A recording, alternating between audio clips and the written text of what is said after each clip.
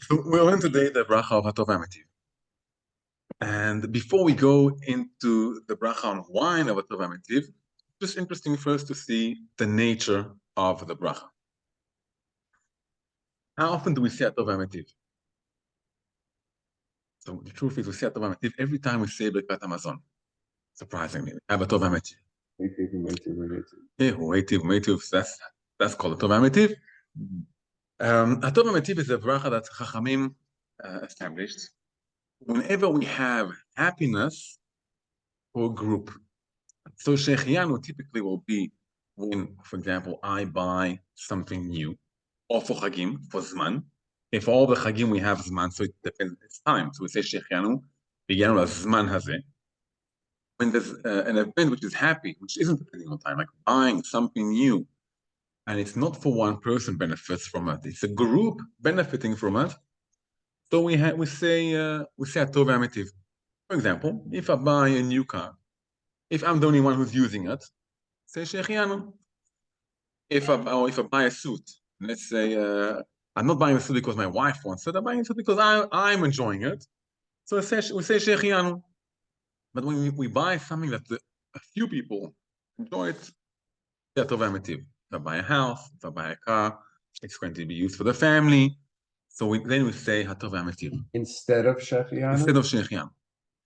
The same when a boy is born, so we say Hatov V'Hametiv. It's happiness to the family, the mother, the father, they're all happy in it. So we say Hatov V'Hametiv. So it's a bracha which is like Shechianu, but it's when we have a group instead of Shechianu. Another case of we have a similar idea but very different idea. It's in Birkat Hamazon, the last bracha of Hu Heitiv U'Meitiv Heitiv Lanu. It's Hatov V'Hametiv. And interestingly, why did Chachamim establish this bracha? Do more or less of this time, yeah. Al Harugei Beitar, in the times of the Bar Kochba revolt, Mered Bar Kochba, around 132, 134, more or less. Beitar, the city of Beitar, which was a big city, was captured. The Romans killed everyone, and they didn't let bury the people there for 3 years. After 3 years, they let to bury those people, and Chachamim established this bracha of Hatov V'Hametiv for the fact that also they were able to bury those people, and also that there wasn't a bad smell from all of those dead bodies there. So Hatov V'Hametiv, so we have also Hatov and also Metiv. Also for the fact that they were able to be buried, and also for the fact that they didn't have a bad smell. Why Hatov V'Hametiv? It's something which is got to do communal. I can understand if I buy a new car, so Hatov li u'Metiv le'acherim. It's good for me and also good for others. Maybe Chachamim purposely did this blessing with something which is similar words. First, to remember that the idea of Harugei Beitar, it wasn't private for those people who killed. It's for everyone in Israel. In the Mered Bar Kochba, the Bar Kochba revolt, about half of the Jewish population in Israel was killed. When we're able to bury half of them, it's a big simcha for everyone. And when something bad happens to one Jew, so we are all in one boat, and we're all in one ship. We are all together. And maybe also Chazal established a bracha for the other reason. Sometimes we get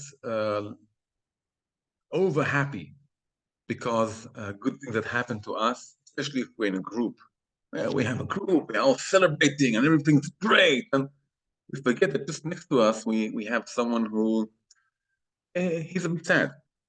Or if we go too much into celebrating, we might forget our morals, we might forget our values, we might be a bit maybe like Bar Kochba, who thought he was too strong, too powerful, and maybe not have honor to other people, to other rabbis. And that's what happened in the Bar Kochba revolt. So Chachamim have a bracha which reminds us on one hand the Bar Kochba revolt, on the other hand it's different. It reminds us of the community, meaning of a community. It also shows us to be happy for a community when something happens to us as a group. So that's the general idea of the bracha of Hatov V'Hametiv. So that's the general. Now we come to wine.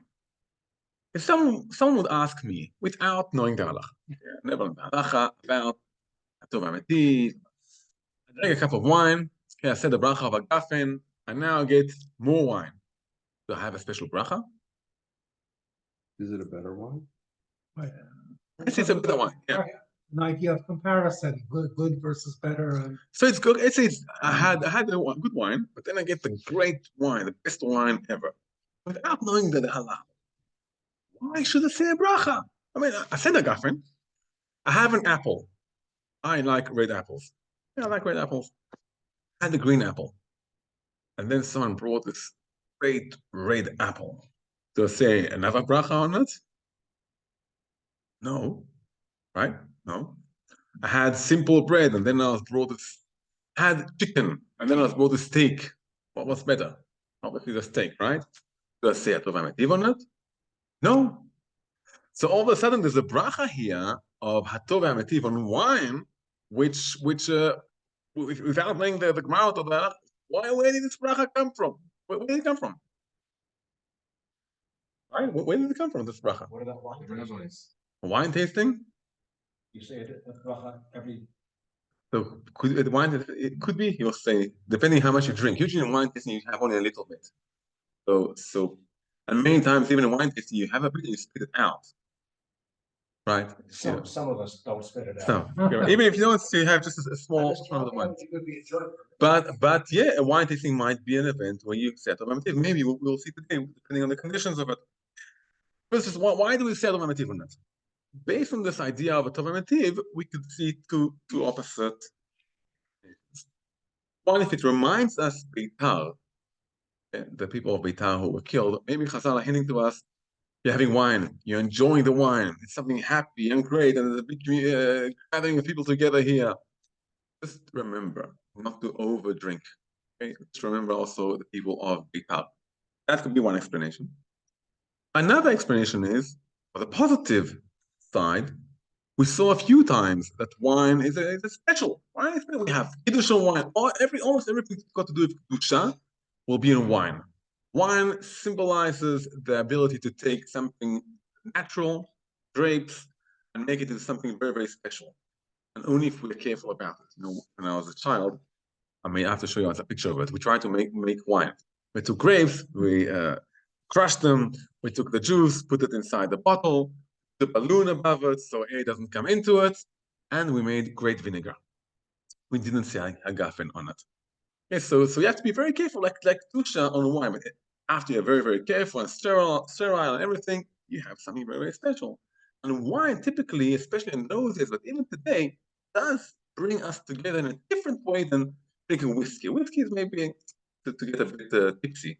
Wine has a very much social onto it, the depth of the taste, and the taste like cherries or the wood, and the wine has a lot of things. Do you taste the cherries inside here? Yeah. And you taste the hint of cinnamon inside it, right? So wine does have something very, very special in it. And therefore, from the positive aspect of it does bring people together. When we have wine in a group, so we might say Hatov V'Hametiv. And now let's go into the halachot. Okay, so I'm reading a bit of it. First, we say Hatov V'Hametiv only when we do not need to say hagafen. If I need to say Borei Pri Hagafen, I don't say Hatov V'Hametiv.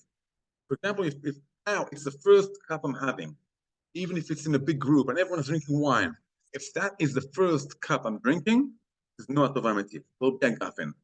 Hatov V'Hametiv, by definition, is when we have another bottle of wine or more wine, different wine, which is Ribui Tova. It's expanding the happiness by a different kind of wine that a few people are drinking. So the definition of Hatov V'Hametiv can be only on a second type of wine. You may not know if it's we'll get to it very soon. We'll get to it about better or not. But first has to be the second cup of wine. The first cup of wine will always be Borei Pri Hagafen. Okay? So when I'm in the meal, let's say I do Kiddush on simple wine, on Kiddush wine, so that I'll say Hagafen on it. And then in the wine, a table wine in the middle of the meal, many times we'll say Hatov V'Hametiv. Okay, so I'm reading here, this man, I'll read some of the Shulchan Aruch. It's in Kuf Ein Hey, 175, Sif Aleph. If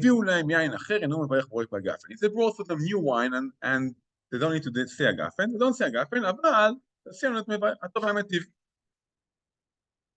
And we have here an argument, do we say Hatov V'Hametiv only when we still have some of the first bottle left, or only, sorry, do we say Hatov V'Hametiv only if we still have some of the first wine left, or even if we don't have the first wine left? What's the idea behind it?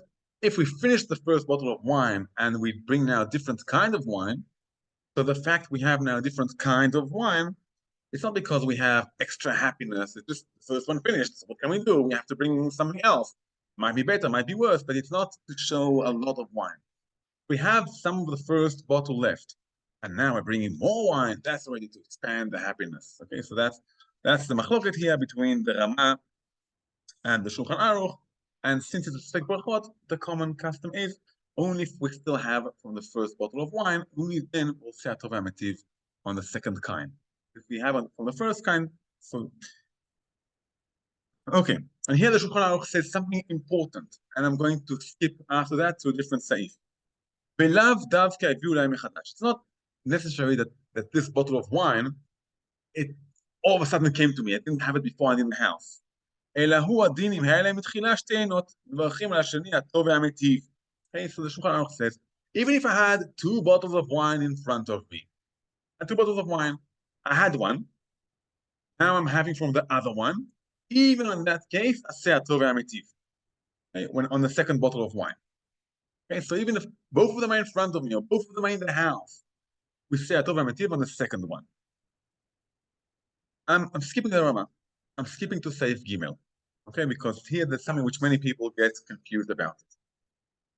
So let's just remind ourselves, according to the Shulchan Aruch, the Hatov V'Hametiv, in any case, I have 2 bottles of wine, even if both of them in front of me when I said Hagafen on the first one. Okay, so that's just for now. I'm skipping to Saif wine, to Saif Gimel. Let's say, without Hatov V'Hametiv, just Hagafen, even just on any bracha. I have 2 pieces of bread. One is a nice loaf, one isn't a nice loaf. On which one do I say a motzi? The nice loaf. I have 2 apples. One is a nice apple, one isn't a nice apple. Which one do I say I ate? The nice one. I have 2 bottles of wine. On which one should I say Hagafen? The nice one, right? So like any bracha, we should say Hagafen on the nice one.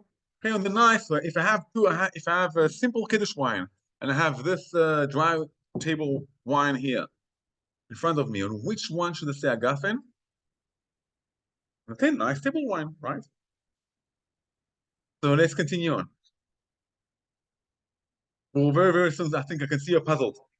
So if I say Kiddush on sweet wine and grape juice together, then it's time to drink some real wine. I do Mativ. V'Hametiv, right? Yeah, but there's a few more. Alon, there's a few more conditions. Alon. Yeah. Never get another bracha. You have to get to 100. It's not easy. Yeah, there's a few more conditions. One of them alone is that you have to have at least 2 people drinking from the wine, and at least a revi'it. So if you're drinking by yourself, the wine, My wife. yeah, right. So that's you say that Hatov V'Hametiv. No, as long as the second wine isn't worse. But what? It can be the same. It can be the same. So maybe I should say Here comes, I want to ask a question, right?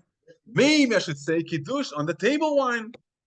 Like when I have 2 apples, one of them is a good apple, one of them isn't such a good apple. I should say I ate on the good apple.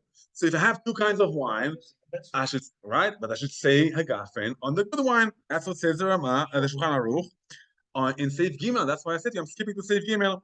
Says the Shulchan Aruch, if I have 2 kinds of wine in front of me now, okay, I should say Hagafen on the good one, and instead of the simple one, or the not as good wine, and Mimela, afterwards I have only one bracha. I say Hagafen on the good wine, and then I won't say Hatov V'Hametiv on the simple wine, right? I would not, right? I would not, because I said that. Okay, so we have a good question. I had a svara many years ago, and I asked a few rabbis, and then finally I looked in one of the books, and I was very happy to find it. Let's say I like to eat now. I want to eat a green apple. The green apple isn't as good as the red one, but I want now to eat the green apple because it's too sweet. I have a good reason. Am I forced to say I ate some good, nice apple, although I don't want to eat it now? Or now I want to eat a simple apple, can I just say I ate some simple apple? Honestly, well, makes sense that if I do not want to eat now the good, nice looking apple, specifically I want the simple one, because now for me it's tastier. I say I ate on the simple one, right? Although usually you should say the bracha on the nice piece of food, if now for some reason, we'll see in wine, it's very practical. For some reason now, I want to drink or eat the simple one. We'll say a bracha on the simple one. No one's forcing you, you know what, no, you have to eat this one because of the bracha. No, you say a bracha because we eat. We don't eat because we say brachot. Very important. Like, so we say bracha when we want to eat. Not we don't eat for saying the bracha. What you have? Later.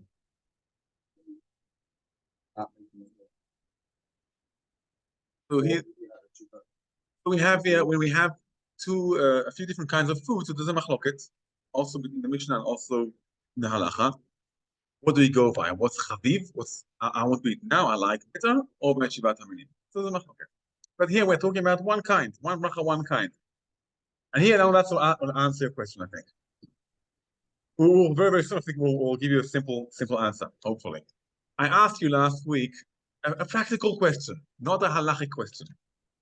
You are now in the beginning of the meal, okay, without halacha, practical question. You have in front of you two kinds of wine. Kiddush, sweet wine, which you probably mix up with grape juice, or table wine. Which one do you want to drink now in the beginning of the meal? The Kiddush wine.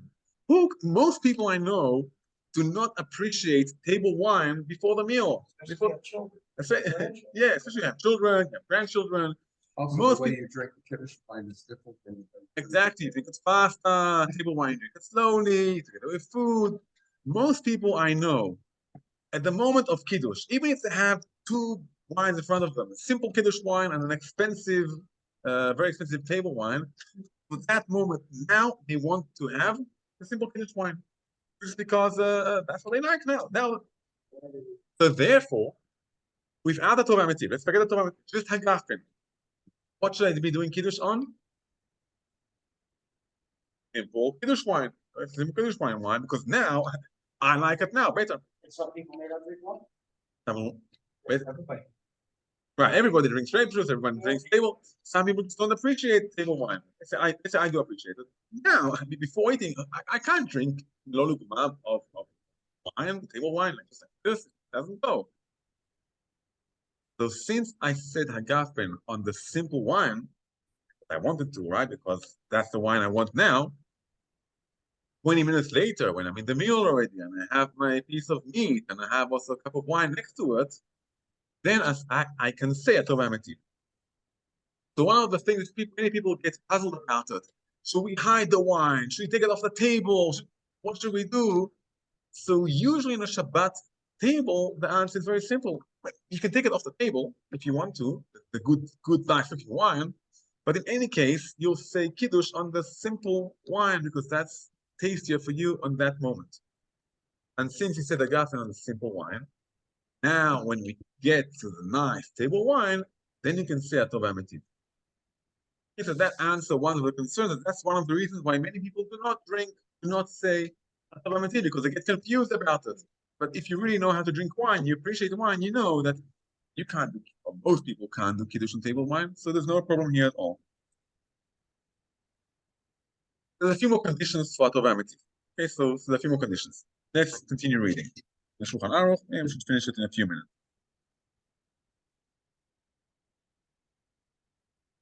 There's a machloket between the Rishonim. Do we say Hatov V'Hametiv on any different wine, even from good wine to bad wine? Or at least we need to know that the second wine isn't worse than the first one. So if you're having two kinds of wine and you have Hatov V'Hametiv, make sure that the second wine it's or equal or better than the first one. So that's not worse. Also, he was not going to be better. Right, it's true. But people, if you take wine that was aged for 9 months and you take wine that wasn't aged at all, I think most people will appreciate it. If you take wine that we buy as for cooking wine, and you have and some people might drink it in the meal, but even they check, they recognize the difference between them. You have to have 2 different kinds of wine. So let's say I have 2 bottles of Tipperberger. We have here both of them from 2021, both of them Malbec. Although it's 2 different bottles, we won't say Hatov V'Hametiv. It needs to be 2 different kinds of wine. 2 different kinds. 2 different kinds of wine. That's simple, right? 2 different kinds of wine. Yeah. Sometimes you have a bottle of wine. Guests come over, finish his bottle. The guests bring a bottle. You don't ask him how. Okay, so that's a great question. As long as you don't know that the second bottle is worse, we assume it's all even or okay. But I think most people can tell more or less. But as long as you don't know, it's worse. We mentioned before, and we'll just read it now. Hatov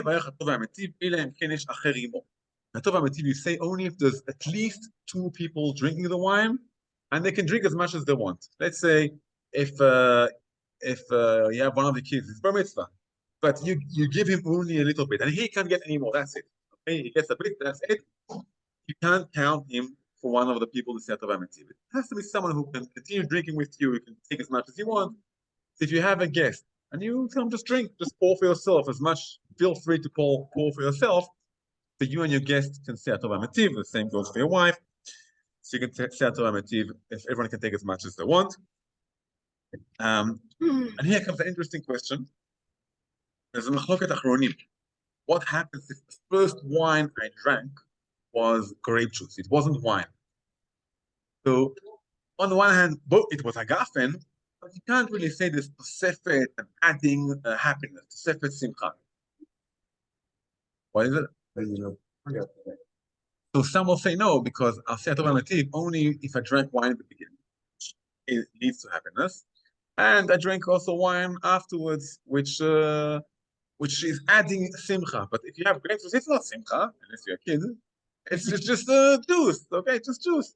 So there's no tosefet, it's no adding any simcha. There's a new simcha here. So according to many achronim, there's a machloket achronim in it, you have to have wine at the beginning. So many times I put in the kiddush also, when I know I have wine, I also put wine inside, maybe diluted with grape juice, but I have wine in the beginning, simple wine in the beginning, and then I have a good wine. So according to shouldn't say at all. It's a machloket achronim. So, and one more thing, you should have at least a repeat, because it should have happiness in it. You should have at least a repeat. So let's just summarize here the what we learned in the. We talked about Hatov V'Hametiv. It's a bracha when we add simcha for a few people. Therefore, by definition, Hatov V'Hametiv is only when we have a few people together, 2 or more. By drinking wine, so those 2 or more have to be able to drink as much wine as they want, not tell them that's your portion and that's it. The second wine needs to be equal or better than the first wine. And the first wine shouldn't be grape juice. It shouldn't be grape juice.